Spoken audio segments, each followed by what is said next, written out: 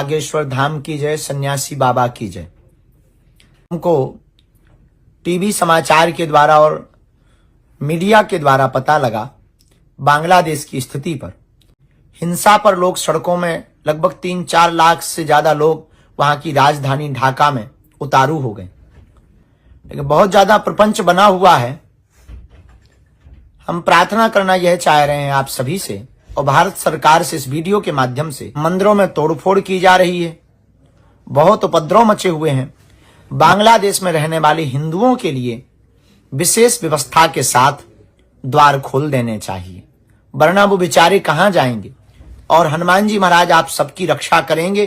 तुम्हारी शरणा इस चौपाई का, सब शुक्ल हैं तुम्हारी शरणा, तुम रक्षक काहू को डरना। इस चौपाई का पाठ वहां बैठ करके आप करो कि अपने द्वार को खोलकर बांग्लादेशी हिंदुओं को शरण दे करके उनको जो है प्रसन्न करें। यही इस वीडियो के माध्यम से हम प्रार्थना करना चाहेंगे। एक संदेश, बांग्लादेश में जो हो रहा है, इस दृश्य को हम पहले भी पाकिस्तान में देख चुके हैं। बांग्लादेश में सत्ता भी मुस्लिम के हाथ में है और विरोध भी मुस्लिम ही कर रहे हैं, लेकिन विरोध करने वाला और सत्ता पे काबिज जो है, इन दोनों के बीच में जो पिस रहा है वो है हिंदू, वो है सनातनी।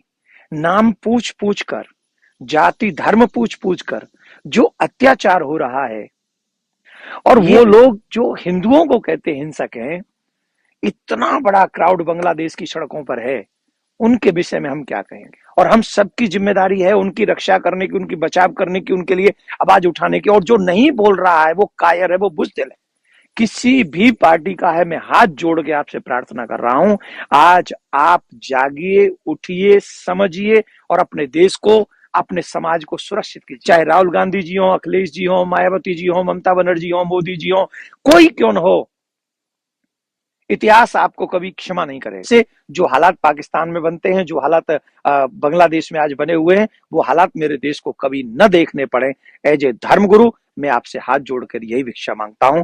और सनातनियों से मैं कहूंगा, आग अब घर तक पहुंच चुकी है, अब तो जाग जाओ, अब तो कम से कम कुछ आवाज उठाओ, अब तो कम से कम अपने देश के बारे में कुछ चिंतन करो, अपने परिवार के बारे में चिंता करो और आने वाली पीढ़ी के बारे में चिंता करो। यही डर है हम सबको, इसलिए हम बार बार टीवी चैनल पर आकर बोलते हैं। जय हिंद, जय भारत।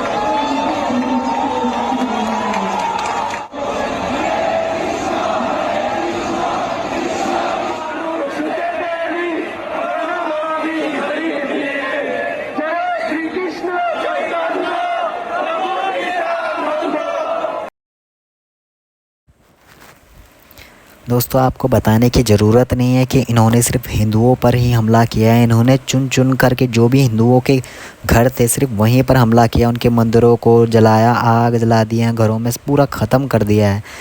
शेख हसीना के जाते ही, अब शेख हसीना से इनकी दुश्मनी तो कुछ नहीं थी, पर यह था कि वो बीच में दीवार बन के खड़ी थी हिंदुओं के। जब तक वो थी तब तक हिंदुओं को कोई कुछ कर नहीं सकता था।